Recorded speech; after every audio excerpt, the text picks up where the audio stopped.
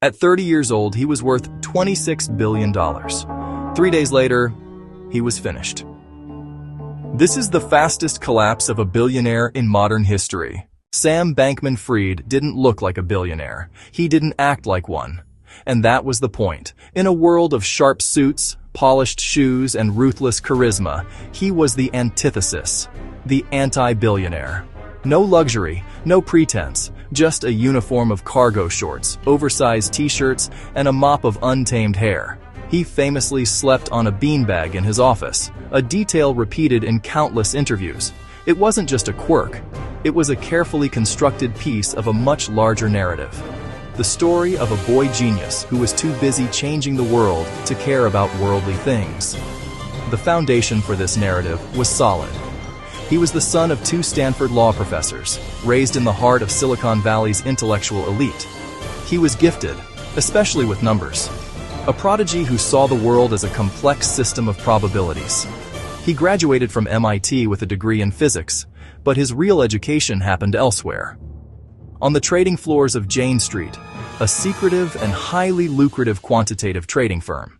There, he learned to exploit the market's inefficiencies, to find the hidden arbitrage opportunities that others missed.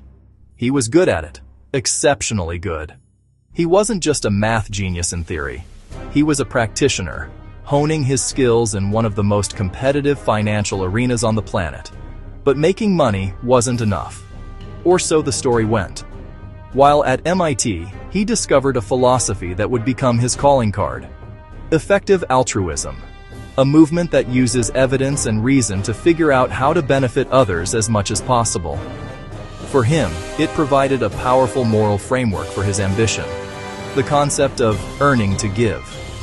The more money he made, the more good he could do. He spoke about ethics constantly. He claimed he wanted to give away his entire fortune, keeping just enough to live a comfortable life. It was a seductive promise. A billionaire who wasn't greedy. A capitalist with a conscience. People trusted him. Investors, journalists, politicians, and millions of ordinary customers. They poured their money and their faith into his enterprise. They trusted him because he didn't fit the mold. They trusted him because he looked harmless. But that image, the messy hair, the ethical philosophy, the promise to save the world, was the most valuable asset he ever created. It was a shield, a disguise. It was part of the illusion. And behind it, the gears of a very different machine were turning, quietly, in the dark. In 2019, the crypto world was still a frontier town, recovering from a recent crash. It was a landscape littered with the ghosts of failed projects and broken promises. Into this chaos, Sam Bankman-Fried launched FTX, a new cryptocurrency exchange. But this wasn't just another marketplace for Bitcoin. It was built with a different kind of user in mind. From its headquarters in Hong Kong, FTX offered something the competition lacked: sophisticated financial instruments. It specialized in derivatives and futures contracts, complex tools that allowed traders to bet on the future price of cryptocurrencies. It was a casino built for professionals, and they flocked to it. The platform also offered extreme leverage, allowing users to multiply their bets with borrowed funds, a high-risk, high-reward proposition that proved irresistible. The engine at the heart of this growth was FTT, the exchange's own token. Holding it gave traders discounts on fees, creating a built-in demand, but it served a deeper purpose. It was a self-fueling rocket. The more FTX grew, the more valuable FTT became. The more valuable FTT became, the more powerful FTX appeared. Within 2 years, the exchange didn't just grow, it exploded. To conquer the mainstream, Sam unleashed a marketing blitz unlike anything the industry had ever seen. He spent hundreds of millions of dollars to put the FTX name everywhere. Celebrities promoted it in Super Bowl ads. Star athletes wore its logo on their jerseys. An entire sports arena was renamed in its honor. The message was simple and seductive. Crypto was safe, FTX was the future, and everyone was getting in on it. The strategy worked. The hype attracted a flood of everyday investors, but it also caught the eye of the financial elite. venture capital firms, seasoned investors who were supposed to see through the noise, lined up to give him money. They saw a visionary, a prodigy who could tame the wild west of digital finance. Investors threw billions at him. The numbers became staggering.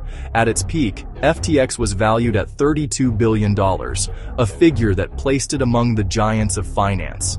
It was a testament to the power of a story well told. And Sam was everywhere. He cultivated the image of a reluctant genius, the messy-haired savant in shorts and a t-shirt, too busy changing the world to care about appearances. The media couldn't get enough. He was on magazine covers, hailed as a new titan of industry.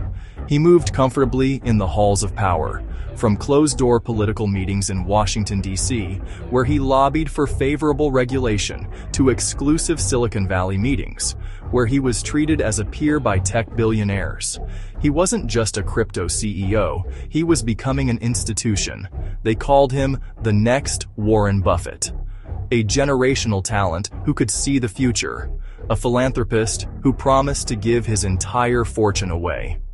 He had built a fortress of credibility on a foundation of hype. He was untouchable, or so it seemed. People didn't just invest, they believed. They believed he was different, smarter, kinder, ethical.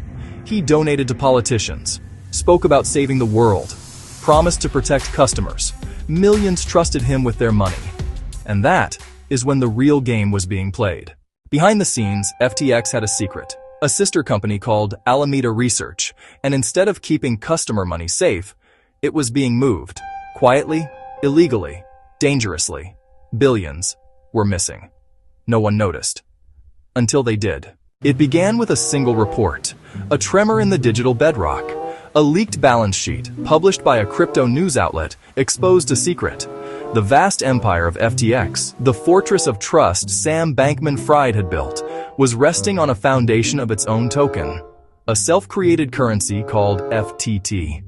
The market, a creature of instinct, smelled fear. The value of FTT began to slide. Then, a single tweet from a rival exchange owner lit the fuse. He announced his company would be selling its entire FTT holdings, over $500 million worth. He cited recent revelations. It wasn't an attack. It was a statement of no confidence.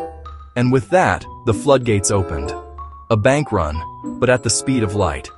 Billions of dollars were pulled from the exchange in a matter of hours. A digital stampede for the exits.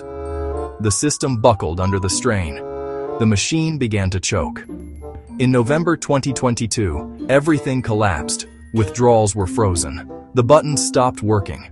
A black hole had opened in the center of the crypto universe, and it was swallowing everything. People couldn't access their money, their life savings, their retirement funds, their hopes for the future, all trapped behind a digital wall. Panic spread across the world.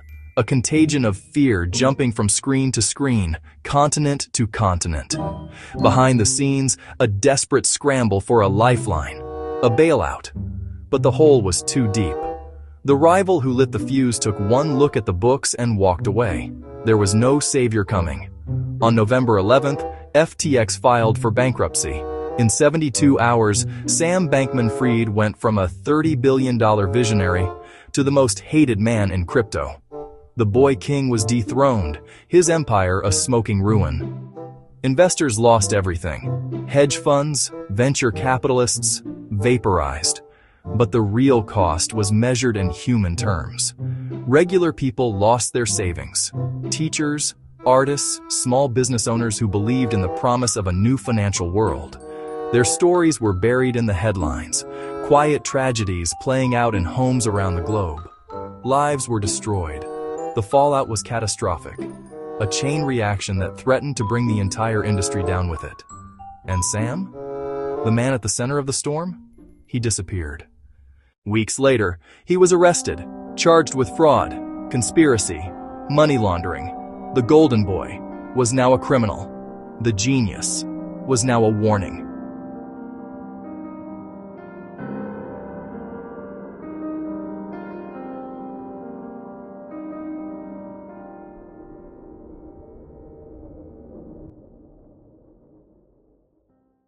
He didn't just lose money, he lost trust, and in the world of power, trust is everything.